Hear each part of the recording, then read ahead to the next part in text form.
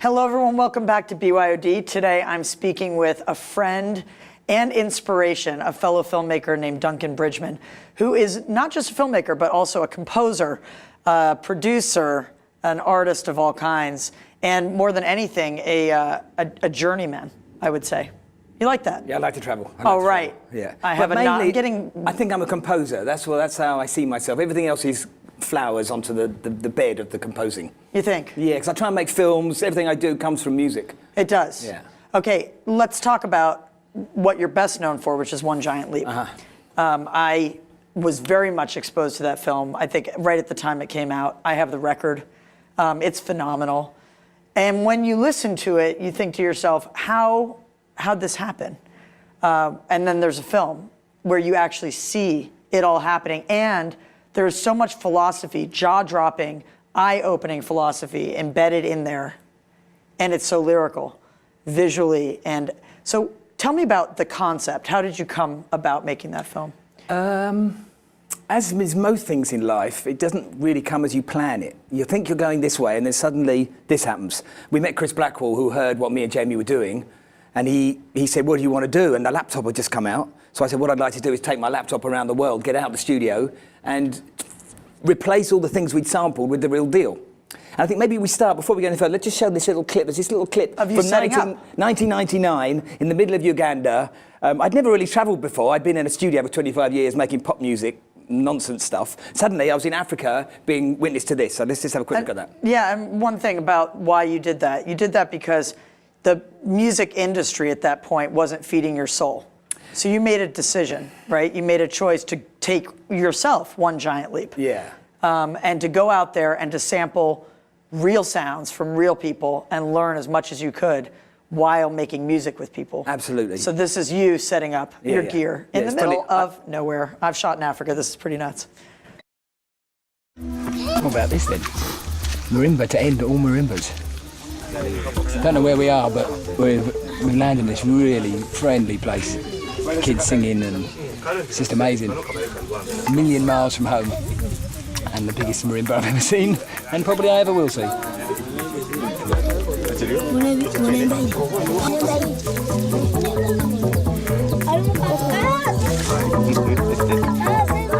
It always gives me an amazing kick setting up our gear in the middle of nowhere, especially when there's a whole village tuning up.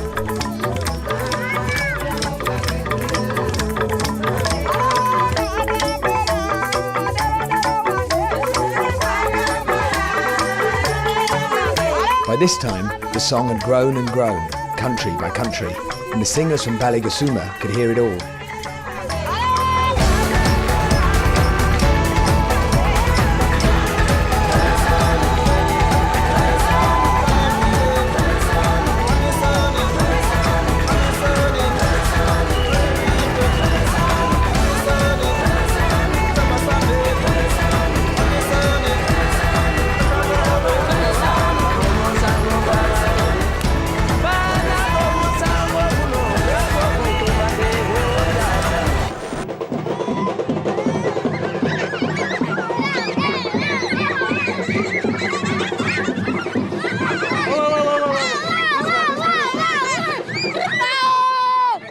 So kids are running towards the camera. It reminds me of a film that I shot in Mali, which is sadly, it would be impossible for you to shoot music in Mali right now. Yeah. But kids running towards the camera, the way I did it was I turned the flip screen around and they could see themselves. Is that what you were doing? Yeah, it's brilliant, yeah. huh? I mean, it works. They've never seen themselves before, exactly. Generally. And even the people who have, we're all, you know, I was sitting at a rally the other day, and there was a woman sitting next to me just with a picture of herself on her iPhone. It's very weird how we never get bored with seeing ourselves. But yeah, they've never even seen themselves. I mean, I would turn the flip screen around, and chiefs, African chiefs would, you know. The other experience I had is because I'm miking things up properly, I give people headphones, and they're listening to what other people have played before them. And often they've never really heard their instrument like it does with a close mic on, especially in their ears. So some amazing experiences there. So, so how did you break the film down in terms of the edit? Because there's so many different kind of chapters, almost, if you will. And you edited yourself. Yeah, well, the process I've come up with, because I'm a musician, and the musical language is my safety net. So basically, I compose, before I travel, I compose music that I hopefully will inspire the people I meet with to come up with stuff. And then when I come back, I don't look at the pictures, I just listen to the sound. So when I've asked people questions, I listen to their answers, and then I put that inside the music, like 16 bars, 32 bars. So the musical language is my structure. So then I finish the edit, I sit back, and I go, well, that sounds really good, it's really inspiring. Then you put that in Avid, and you start putting on the sync. There's a couple of cameras of the guy talking, and this film appears. And then you've got some gaps, and you put That's amazing. Cutaways. And for me, because I've tried to do, I did a film at the Kumbh Mela last year, and it was a normal linear story of two guys going there. So it's a whole different language when you're storytelling rather than music telling. And I actually found it really difficult. I mean, okay, so I'm an editor, and I will edit to music sometimes. Yeah. But what I do, and what most people would do, would be lay down the music, then, start working some stuff with video on top of the track. Yeah. To actually take just the audio and insert the sound bites, break them up, and paste them. Yeah. Right, with no visual is, I don't know another filmmaker. I don't think that's incredible. Yeah. Yeah, that is very unique, and I want to see a clip right now. I want to show everybody a clip of the results of such an exercise. Okay. Let's do something from One Giant Leap. That's awesome. Okay, Should we do aging? Aging, we like aging. We like aging. Yeah, we are aging. Yeah. So basically, just to break it down a little inevitable. bit, the way that we did it is each song we gave like a concept. So this is the kind of aging and death part of the film. But you didn't know when you were recording the song that this would become. No, it is. We're talking to, so we're leading the witness all the time, leading, the interviews to try and get stuff that we know. And it's like a bit like a treasure hunt. When you've got one thing, you kind of know and you've you got want that other in your people to bag. elaborate. Exactly. Yeah, you have access. And you know to what it's some like leading the incredible people. witness when you're interviewing, making sure that they say what you'd like them to say. Well, we have to speak through them, don't we? Exactly. Yes. So here, let's take a look at aging. In my case, there's a fear of not doing all I want to do before dying, because I feel that I still have time, no? There's still sun on the walls, no? But it's a sun that's coming down.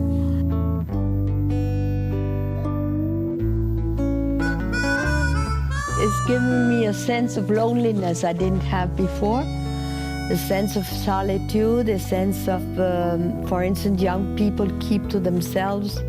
So older people need to have friends more or less their age, but then those friends die and disappear. I keep losing people all over the years, and young people have their own lives. They have their own time. They don't have time for others, no? Or they pay polite visits or polite conversation or how are you, but you see that they want to go.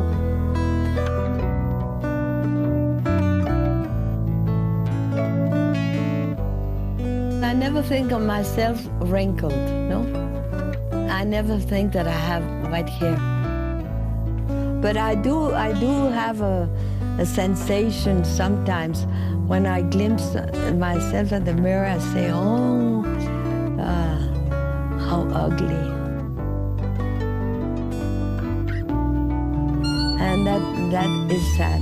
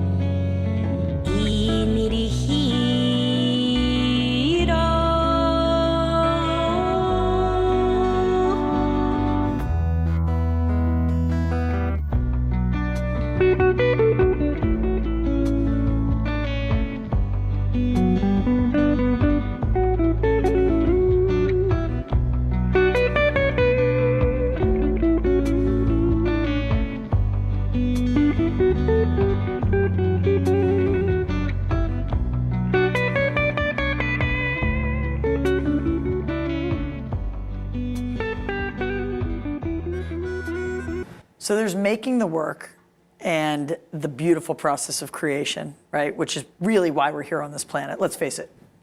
We are here to create things. If you are not giving birth to a baby, you should probably go make some art. You will be happier. So you're going and doing that, living a happy life. You make One Giant Leap. It's nominated for 2 Grammys when it's released, right? Yep. And then next thing you know, you're stuck, or your work is subsumed by the doc side, as I call it.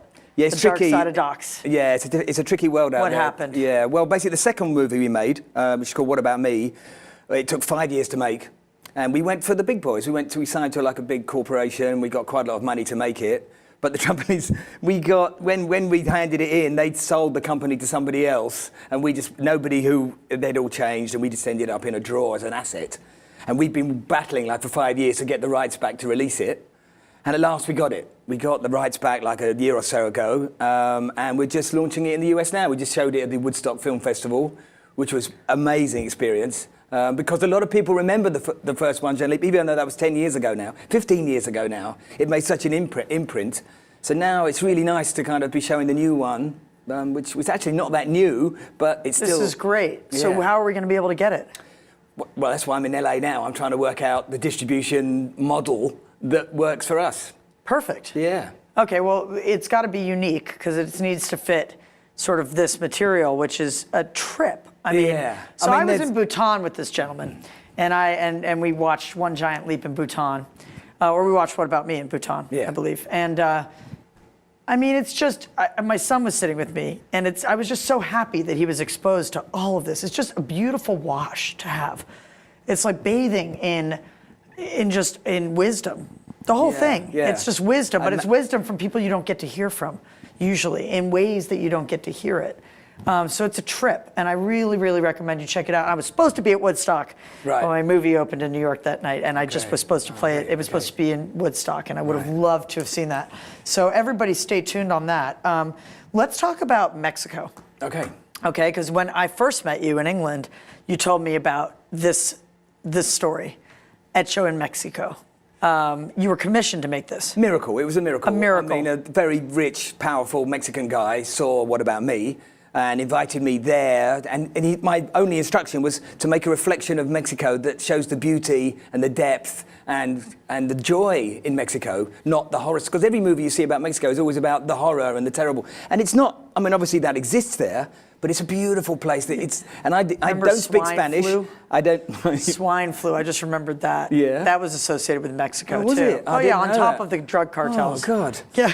Yeah. Swine flu was happening in Mexico. Okay. Well, no, it's a beautiful place. But I'm going there this week. When you travel around, most of the people just getting on with their lives, and they know how to party. They know, and there's so much tradition there still. A lot of, like in America and in Europe, all the ancient world has kind of been destroyed. But in Mexico, weirdly, it kind of became mixed with the modern world. And even when you hear like modern rock bands like Molotov, you hear the Huicholi music inside it. So I really exaggerated that, and I kind of mixed the ancient and the modern, and had 2 years. I've probably seen more Mexico than anybody, running around, looking for the inspirational, looking for the beauty there. Did you get in any trouble? Nearly once. I had a little, in Monterey. What happened? Yeah, we got held up. I was doing a stop motion. I had this graffiti artist, and he was doing a piece of graffiti, and then I was with my flash Canon cameras and lenses, and like suddenly the taxi car pulled up, and well, I won't tell the whole story, but yeah, it was very scary. But the interesting thing is they threatened us with calling the police. That was their biggest threat. Look, if who gave you permission to shoot? That is one thing that's true. Calling the police in Mexico is not. So I got very scared at that point and realised, okay, I don't go down the back alleys, and I made sure that I had the right crew, and the rest of it was no problem at all. It was just a little wake-up call. Yeah, a little wake-up, exactly. I needed it. Careful, Duncan. Yes, you needed it. All right, let's take a look at ETHNO in Mexico. Yeah, I'd like to show this. Look at? Well, I'd like to the Mexican. I call it Mexicanity. So what it is to be a Mexican. And there's this beautiful clip at the beginning. What I like about the work that I do is I mix celebrity and non-celebrity, and I don't put the names on. For me, it doesn't matter if someone's famous or not. It matters if you feel what they're saying and singing. So this girl, Maria Moctezuma, she turned up at some rehearsals I was doing, and she'd written this piece, and we filmed it, and I'm very proud And when you of it. say rehearsals, is that part of the process of filmmaking as well? Sometimes. I mean, basically, we had a fixer down when we got down to Cancun, and he just said, look, let's just invite everybody along, and then you can have a crazy day and see who you like. And I actually just filmed everything, and I got everything I needed in that one moment. Interesting. Let's take a look. Se escucha la voz de la selva, se escucha entre ramas, viene de la calma, de la raíz del nopal, sabor a vegetal.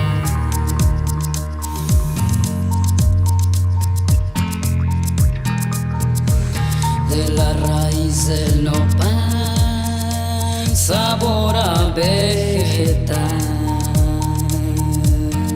En la piel del maíz, en el color del perdiz,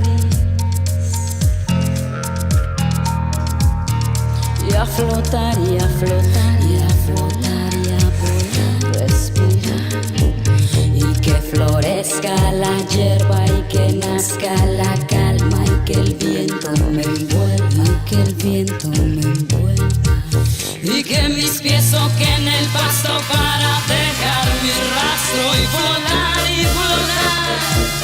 respirar. ¿Qué es mexicano? Los indígenas se les confunde con campesinos. Pueblos indígenas de hoy usamos tenis Reebok y vamos a Nueva York y seguimos siendo indígenas. Pero hay quien quisiera lo ideal de la cultura, lo no trastocado, lo original, lo puro. Eso no existe. Tendemos muchas ideas de adorar a los indígenas muertos y despreciar a los indígenas vivos. Bueno, los descendientes de esos pueblos estamos aquí, transformados. ¿Qué es mexicano?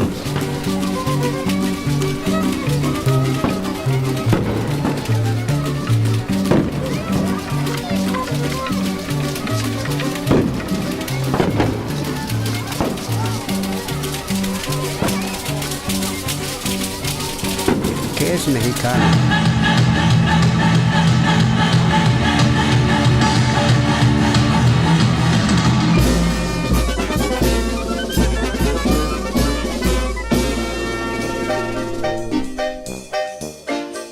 No hay indígenas, hay gente con historia, hay gente con corazón, hay gente con razón y con memoria, que habla de una forma de ver el mundo.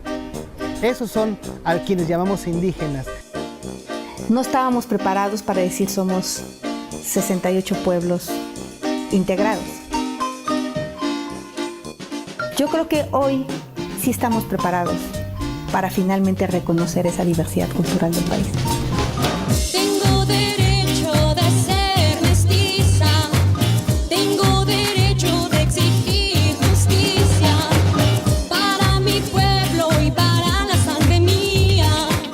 Tengo derecho de vivir en armonía.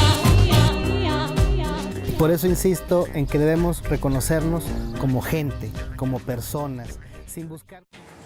So all of that is sort of following a philosophy of filmmaking, which you have, a methodology that is like, you call it self-determining filmmaking, I mean, right? self-determining arc of creation, I call it. Arc of creation. Yeah. It's an arc. Yeah, and you're following it. You're not Right. leading it. So it has a way that your film is, when you start your film, it's already finished. And then you just have to find which way it's going to go. Because it never, as you know, it never goes how you expect it to. I often say that the films are like organisms, and it's up to us to kind of fill in the organism. Yeah, it's like and sculpt it to some extent. But the form that it's going to take actually is realized from the very beginning. Exactly, because you have a process. You probably have a process before you start a film of things you do. I have a process that I start, and that gets the ball rolling, but then it can go off all over the place. I mean, I saw, when we were watching Brand last night, which I absolutely loved, you were saying that the only reason you would go in there is if you had creative control, because you know that you need to be able to twist and turn with the creative process. And the same was mine. When I did the deal for the Mexico thing, I said, you can't say anything until I give you my first cut. And it was actually a year and a half before I gave them my first cut. And they honoured that, and it was beautiful. But the joy of not having money people, producer people breathing down your neck saying you can and you can't do the freedom things. to be able to do that. And I'd love to show one more clip Yeah, from, let's do it. basically one of the things me gusta mi medicina, I love my medicine, was a lovely little twist for me. The Mexicans love to party, they love to drink, but there's also the whole peyote thing and the huicholi thing. So it's a kind of play on that. And I'd just like to show this clip because... you don't have to even ask. You can just show it. Fantastic, go on then. This All is right, for mi gusta mi medicina. Let's do it. Me gusta mi medicina, sí. Sí, definitivamente las adicciones mueven montañas. Yo creo que todos somos adictos a muchas cosas, a una emoción o a un equipo. Me considero adicto a algunas personas, digamos. Búscalo en tu pasado cósmico, solo recuérdalo, es otro capítulo. La vida son ciclos, círculos. ¿Cuál es tu misión? ¿Cuál es tu adicción? Que llena el vacío en tu corazón. ¿Cuáles son las consecuencias de la ilusión? Crees tenerla pero no hay elección. Sexo, alcohol y drogadicción. Dinero, poder, autodestrucción. Vamos a prisa buscando plata. Mato la comida y la comida me mata. Con azúcar y sal y todo lo que me falta. Escogí para andar la montaña más alta, pero me gusta y... Adictos, todos. Del alcohol, dulces, paletas, Coca-Cola, hamburgers, por hamburger, ketchup. Adictos al sexo, a la razón, adictos a llamar la atención, adicto al trabajo, a la televisión, adictos al drama, adictos al dolor, al internet, al box, al fútbol, adictos hasta la religión. Fina que fina, refina, portada, lava, portada. La quiero todo, no me importa nada, aunque el bajón esté de la chingada. Blanca, blanca, cristalina, nieva, nieva, la alegría, copos y copos de calorías. A mí me gusta mi medicina, a mí me gusta mi medicina. Fina, refina, que fina, me gusta mi medicina. Fina, refina, que fina, me gusta mi medicina. Fina, refina, que fina. Padre, ¿tú crees que los que salen en esta película fumen mota o algo? ¡Velos! ¡Velos! A ver, deja verlos bien. Mira, son unos adictos. No se hagan, no se hagan. Su churrito, su línea, su piedra, su chocho. Mira. Entonces el que está ojeroso no es por desvelado. No, por chaquitín, chaquetón. Mira, no, porque también es adicción. Mejor me tomo mi cerveza, me suelto la botella, no me siento bien a gusto mientras tengo 24 en el lado de la hielera, para que siga bien la fiesta y el gobierno se siga buscando la talega. ¿Cuáles son esos mensajes que ves en los supermarkets? Arrastrados como ganados por las multinacionales, heroína, cafeína, con nuestra medicina, algo va a explotar cañales.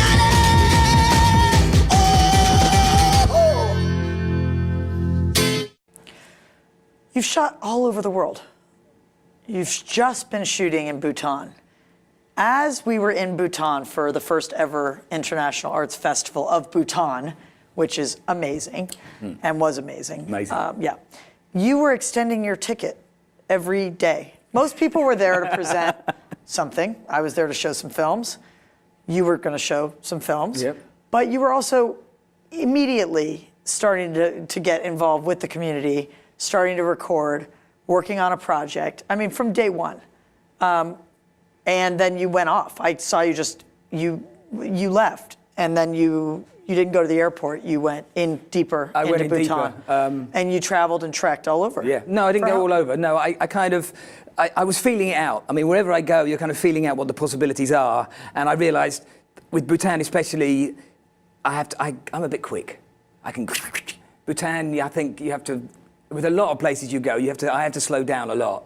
Let people catch up with where my mind's going and what's going on. And Bhutan, they're very nervous because they're surrounded. They've got India below them, China above them, Nepal next door. They know. They call themselves the ant between the elephant and the lion, is it? Yeah. They're very cautious. And they have never, ever been taken over by a neighboring country. Right, exactly. They are sovereign from day one and pure in so many ways. Yeah. A little bit too much. Now their country, it seems, the youth seem, that they have unrest in their hearts now, in their minds. They have this gross national happiness thing that is is on one level it's a bit of a joke, really, but on another level it really makes a lot of sense.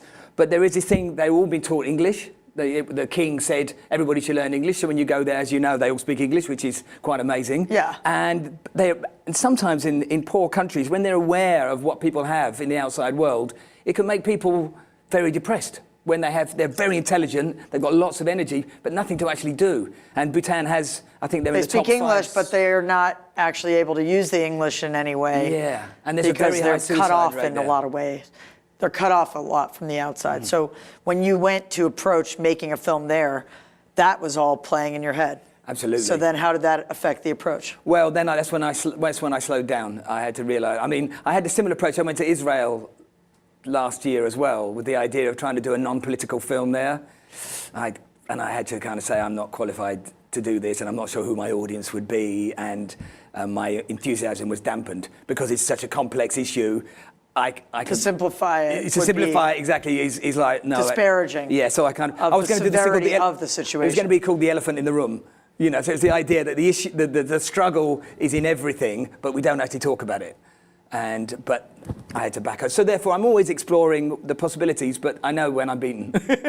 When you need to observe and respect the culture. Absolutely. Or the situation. And as you say, having travelled all over the place, well, that's a funny thing, in the middle of China with the girl singers. I mean, so many strange situations that I get myself into. Yeah, and you're on camera also. Yeah. You really pull the veil back on the process. Yeah. Was that a decision that you made consciously? Did you end? Yeah, no, so me and Jamie wanted to have, because we did on Who the is first... Jamie? Jamie Catto, who's in Faithless and has been my partner in One Giant Leap. Perfect. And now he's doing self-help guru stuff and doing really well. He's got this great... He is a guru? Yeah, he's become or the guru. Or he has sought a guru? No, he's become the guru. He is the guru? Yeah, yeah. You probably could be a guru. I mean, you've gone around talking to enough of them. Yeah, I have, but I... What is the key to being a guru, Duncan? I think it's a bit like being a pop star. You know, it's kind of using, because there's no new wisdom. It's wisdom that's pulled from all the things that you've learned through your life, and you mix it up in a way that is acceptable to new thought. And I think that's what Jamie's done brilliantly. He's taken all the things that he's learned. I mean, he's been with Ram Dass a lot, and he's taken all that, and he's got this very humorous shtick that he puts into it, very self-depreciating. He gets people to do very funny things. And that's where he's so it's just reframing wisdom, like pop music is reframing all the pop songs that have gone before in a slightly new way. Sounds like Russell Brand. There we go. Where do we find Jamie Catto? Where we find him? Online, you'll find him, Jamie Catto workshops.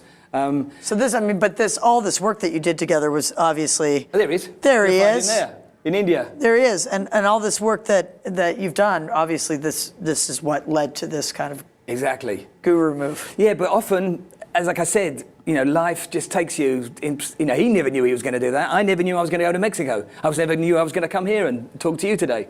Until suddenly, like 2 days ago, oh, we've lost the thing, come on in. Hey, great. Yeah. But at the same time that's happening, you believe that everything exists before we come and step into it. Now we're getting deep. Both are happening at the same time. Yeah, I'm actually a determinist. You're a determinist. I think that everything is cause and effect.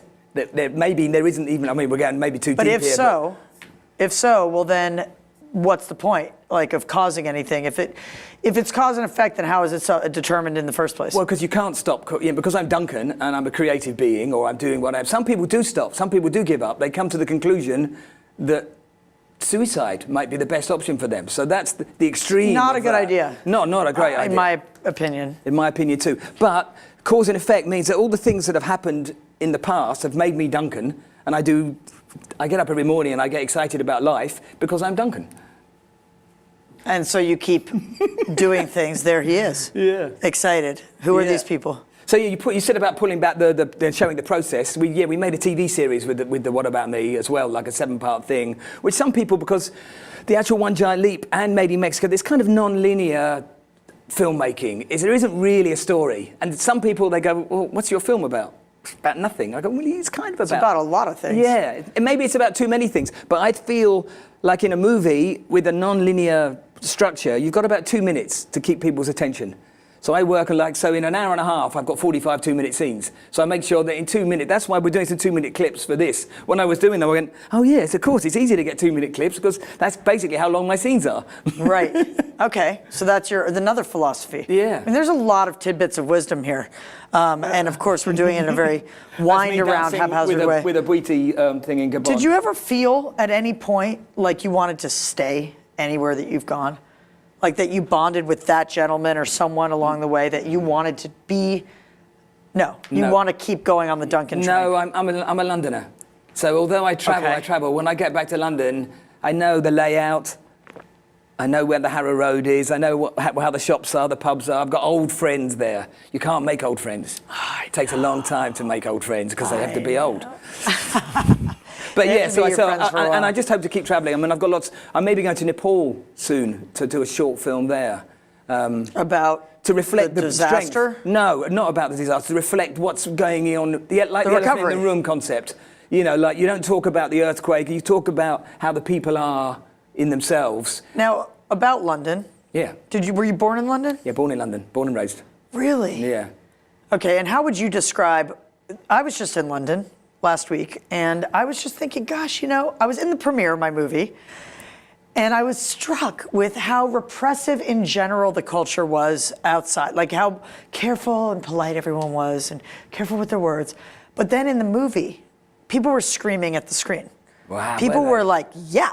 People were just, wow! Well, I'm not surprised because Russell's... God, what an odd group lot you are. Well, no, because Russell's audience... I mean, Russell polarises Britain in such an amazing way. Like, when I go to dinner with my sister, I can't mention Russell's name because as soon as I bring his name up, we get into an argument. So it's like he's the elephant in the room at our Christmas dinner. And that's why I can imagine, showing that film, it must have... Because there isn't anybody else on the horizon who is saying what he's saying. Well, we've got Robin Corbyn, the new Labour leader, and he's saying, weirdly, the same stuff as Bernie Russell. Sanders here. When I saw Bernie Sanders, I was like, oh my gosh, somebody who's actually been in the Senate, who's got gray hair, who can put on a suit, but he's saying everything that Russell Brand's saying, this is great. And he's going about it in a very disruptive manner, but he actually has, you know, he's not going to be people screaming and saying, oh, you're a comedian, you know? And I'm sure you've witnessed that in your own life. And now you're making a film in your country, about your country, called Mind the Gap, right? Mind the Gap, yeah. Yeah. Are you experiencing that where it's like, no, you can't go about things this way, Duncan? You know, you're a bit of an outsider. Yeah. Aren't you a bit of an odd duck? Kind of, but I kind of find that now I've done 3 films, that people trust me a little bit more. And they'll kind of go with it. And I'm abusing that as much as I can. I hope you keep abusing that. I'm doing my best. I'll do my best. Yeah, I know. How do we keep up with you? How do we follow you online or anything? I'm quite quiet online, and I'm being told that I know. Dang it. You know, I'm from a different time, and I still haven't quite caught up with. But the tweeting thing, I can never. Oh yeah. I can never really do it. So you know, Facebook, One Giant Leap. There's a lot of stuff. Okay, good. People so find me. You'll hit that Facebook page and you'll tell us where we can get. Yeah. Well, what about me when it comes out? I'm sure whoever will be saying, Duncan, go and do. And what does the name mean? What about me? It's the narcissistic world that we live in, and how that we were talking about having photos of ourselves, but it's, you know, we're totally narcissistic. So the idea is if we can let go of the narcissism, we could end with one more clip, which is like this guy, Van Das. I planned to end with one fantastic. more clip. Well, there's one. But absolutely. This is the beginning. This is more or less the opening of the film. I wish I could show all your clips. Okay, great. I love your work. Okay, what clip are we going to have? Well, this is Van Das at the beginning, and Eckhart Tolle talking about how we're awakening. Why not? Let's listen to Eckhart Tolle. Take it away, Eckhart. This BYOD. Thank you for coming on, Duncan Bridgeman. Thank you, Andy. You're an inspiration. Everybody, I hope you learned something, okay? First of all, you don't need to follow a linear story. You should do 2-minute scenes, right? The reason why films are 90 minutes to 2 hours max is because people have to pee. Yeah, right? Exactly. But within a scene, if you're going to do something nonlinear and you're going to take people to a place, it really is just an incredible ride to go through one of your films and just go from 2-minute scene to and you're meeting new characters. And in those 2 minutes, you learn so much also about yourself. Let the film tell you what to do. Just get out of your own way. Let the form follow the content, okay? And any other words of wisdom? No, on the last piece of advice? No. Last bit of advice, surrender. Surrender. I have a religion, actually. That's where you could find me. I've started a religion called surrenderism. Okay, I have a religion called do-shitism. Maybe we can merge. Yeah, so we're both going to go off and be gurus now. It's been a pleasure doing this show. I'm officially resigning. No, I'm kidding. All right, this has been another awesome BYOD. We're leaving off with a clip from Bagman Das and Eckhart Tolle from my new film, What About Me? From What About Me. All right. All right, you little narcissists. Have a good day.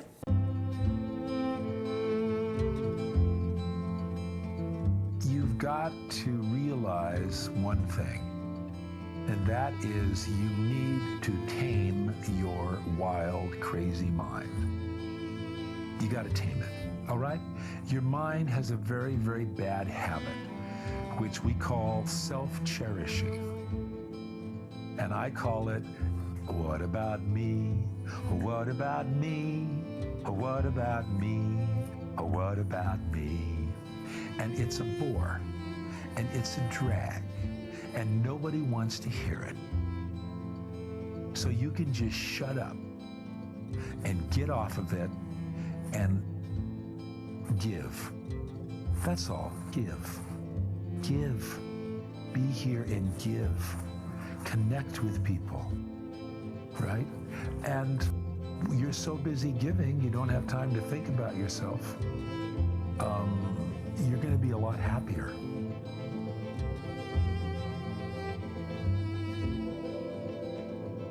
This is the time for awakening for humans on the planet. This is the time to wake up out of the madness, because the history of humanity is basically the history of insanity. It's liberating to see we are mad. Some people say, that's depressing. It's not depressing, it's liberating. I'm mad, but I realize that I'm mad.